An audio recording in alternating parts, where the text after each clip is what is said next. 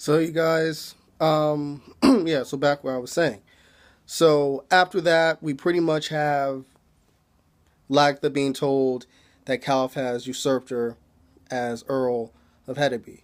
So once she finds this out, pretty much she tells Ragnar, "Listen, I came to you. I came to your aid when y'all Borg took earldom. Now it's time for you to do the same for me." And Ragnar's like, does the title really matter to you? She's like, yes, because I've earned it. And Ragnar's like, you can tell by his face, he's like, you know what? There's no point in arguing with her. You know what? I'll just go with you, Alactha. I'll go with you.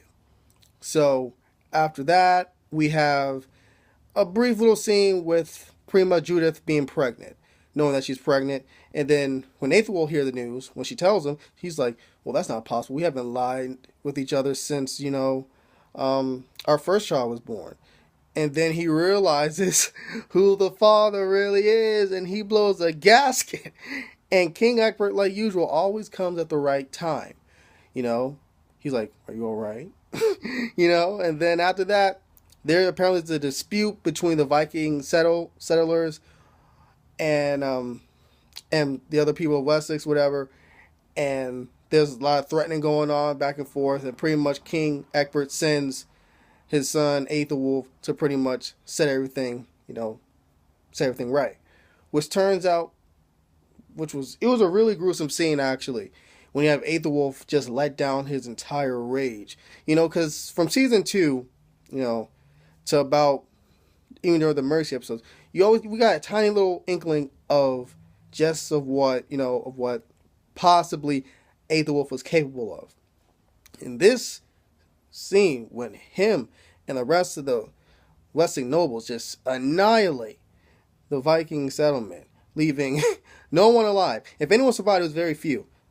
Children, the mothers, it was straight out annihilation. And just after that, after doing that, it felt like he had this purging moment. And then when the cross is on fire and they're all saying the prayer and all that shit, you're like, damn.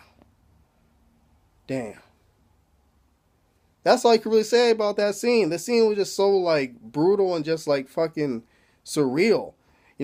Like shit. So after that, you have pretty much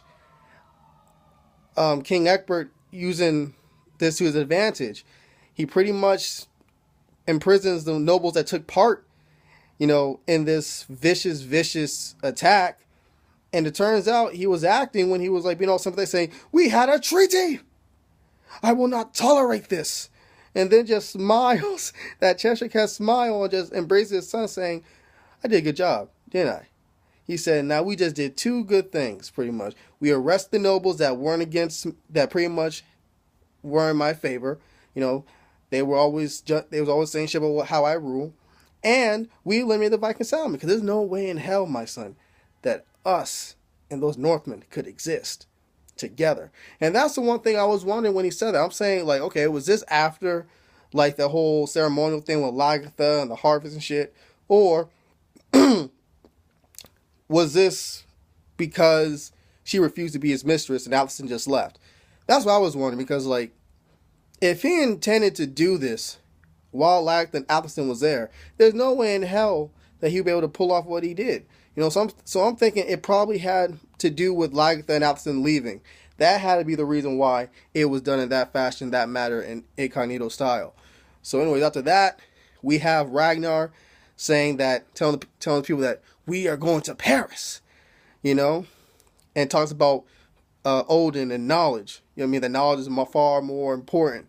That we're going to go sailing and all this shit. You have this interesting scene where she's talking to Floki, and Floki's all sort of enjoying the attention. Then he turns his attention back to Athelstan. You see Floki's just sort of feel like, damn, this nigga, once again, Athelstan always over me. So after that, you have Lagertha reminding Ragnar about him supposed to help her get her earldom back. So they go to Hedeby, and you have Lagertha pretty much say, "Calf, I want my earldom back." And then you have Ragnar strolling in right behind her, annoyed and just like, "Why the fuck am I here?"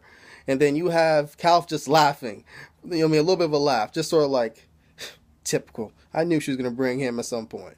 And then Ragnar's like, "Listen, Calf, I want to speak to you alone." Just totally ignoring You know what I mean? Like that. And I bet like that felt some type of way because after that, she looking around, she's all feeling like, damn, the nigga just really dismissed me like that. So after that, you have Ragnar saying to Calf, listen, I want you to join up with me because we're going to Paris in the spring and I'm going to need your ships and as many men as possible.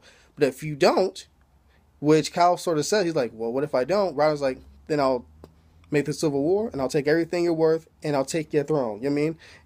Pretty much, he'll take everything. And you have this interesting scene with Lagtha, you know what I mean, saying that after the Ragnar thing, I believe Ragnar said after that, listen, you can't talk to my ex-wife like that because she's going to have things her way. But you can try at your peril. And he just bounces. So he pretty much compliments, listen, I have already intended, I intended to pretty much take this from you anyhow. Because I'm of the native of this village, this place, and you're not. But it wasn't a lie that I didn't desire you. I always did. And like is like, okay, what can I do with this? What can I do with this? He's like, what do you wish to do with this? It was just very funny. Just like a really interesting banter between those two. So you have the last thing to talk about. You have Rollo. He's hurt. He's all saying to him that his mother and father in life always favored Ragnar over him. He's like, every time he tries to do something, he never accomplishes it. Ragnar's always the star and all this shit, But he also says that despite all the frustrations and all the things I hate towards my brother, I love him. He's like, Ragnar is my father, my mother, and all that stuff, And that's Seer's just like, yeah, listen, Rollo, if you know what the gods have for you, that you will go naked on the beach. Now you're dismissed. Now go. And that was pretty much it. Rollo was just starting to think, okay, what does he mean by that? So, yeah, I believe that's the last thing I have in this episode. Besides, the heading back to Hedeby and Bjorn saying, listen, I was dreaming of all three of us together, you, me, and father. She's like, listen, your father didn't want to help me, even though I helped him. Once again, he abandons me. And listen, you're a grown man. You don't need me. You know what I mean? You can do it on your own. You know what I mean?